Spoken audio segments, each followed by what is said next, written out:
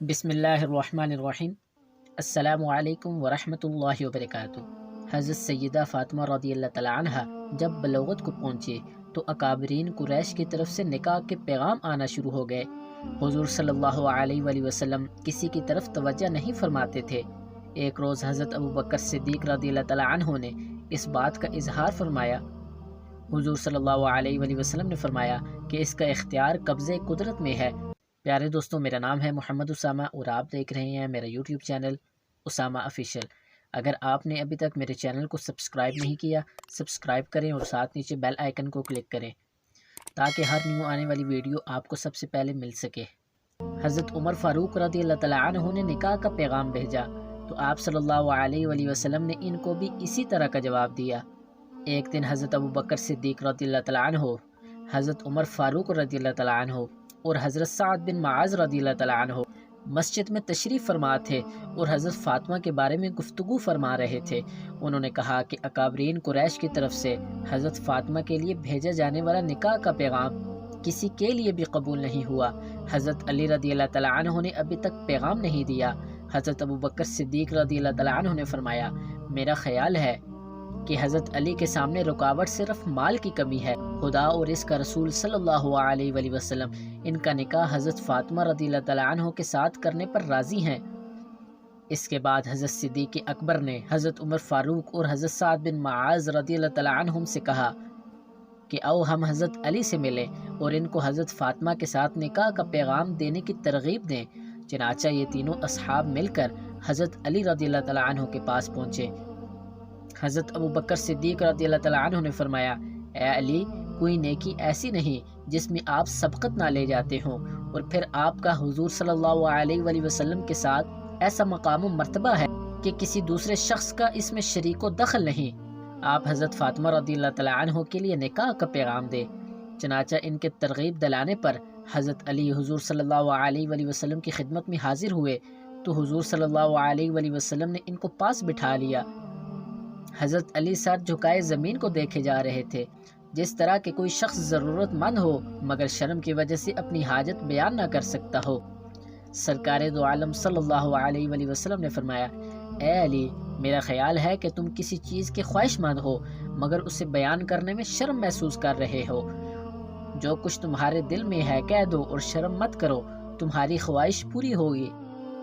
اس پر حضرت علی رضی اللہ تعالیٰ عنہ نے اپنا مدعا بیان فرمایا۔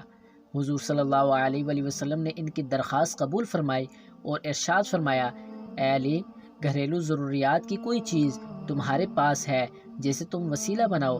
حضرت علی رضی اللہ تعالیٰ عنہ نے فرمایا، میرے پاس ایک تلوار، ایک اونٹ اور ایک ذرہ ہے۔ حضور صلی اللہ علیہ وآلہ وسلم نے فرمایا، تلوار کی تمہیں ضرورت ہے، ہر وقت جہاد کے لیے تیار رہتے ہو، اور اونٹ تمہاری سواری کے لیے ہے، وہ بھی ضروری ہے۔ میں تیری طرف سے ذرا پر اکتفا کرتا ہوں، اور اے علی، تجھے بشارت ہو کہ اللہ تعالیٰ نے تیرا اور فاطمہ کا نکاح آسمان میں باندھ دیا ہے۔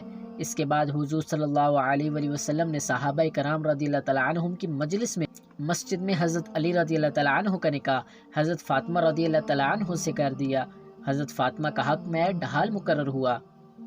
جب حضور صلی اللہ علیہ وآلہ وسلم اپنے گھر تشریف لے گئے اور نکاح کا اعلان فرمایا تو پھر حضرت علی رضی اللہ تعالیٰ عنہ سے فرمایا کہ اپنی یہ ڈھال لے جا کر فروخت کر دو اور اس کی قیمت لے آؤ۔ حضرت علی نے یہ ڈھال حضرت عثمان غنی رضی اللہ تعالیٰ عنہ کے ہاتھ 400 درم میں فروخت کر دی۔ جب انہوں نے ڈھال حضرت عثمان کے حوالے کر دی اور قیمت وصول کر لی تو حضرت عثمان رضی اللہ تعالیٰ عنہ نے فرمایا، اے علی، آپ اس ڈھال کے زیادہ حقدار ہیں، یہ ڈھال میں آپ ہی کو ہبہ کرتا ہوں۔ حضرت علی نے حضرت عثمان رضی اللہ تعالیٰ عنہ کا شکریہ ادا کیا اور حضور صلی اللہ علیہ وآلہ وسلم کی خدمت اقدس میں ڈھال اور درم لے جا کر پیش کر دیے اور ساتھ ہی تمام واقعہ بھی بیان کر دیا۔ حضور صلی اللہ علیہ وآلہ وسلم نے حضرت عثمان غنی رضی اللہ تعالیٰ عنہ کے حق میں دعائے خیر فرمائی۔ پھر ان درم میں سے مٹی بھر درم حضرت ابوبکر صدیق رضی اللہ تعالیٰ عنہ کو ضروریات خانہ داری خریدنے کے لیے دیے اور حضرت سلمان اور حضرت بلال رضی اللہ تعالیٰ عنہم کو ان کے ساتھ کر دیا تاکہ اگر کوئی زیادہ وزن بن جائے تو اٹھا کر لے آئیں۔ حضرت ابوبکر صدیق رضی اللہ تعالیٰ عنہ فرماتے ہیں کہ جب ہم باہر نکلے اور گنتی کی تو یہ 360 درم تھے۔ ان تمام سے میں نے حضرت فاطمہ کے لیے سامان خریدا اور سامان ہم حضور صلی اللہ علیہ وآلہ وسلم کی خدمت اقدس میں لے آئے۔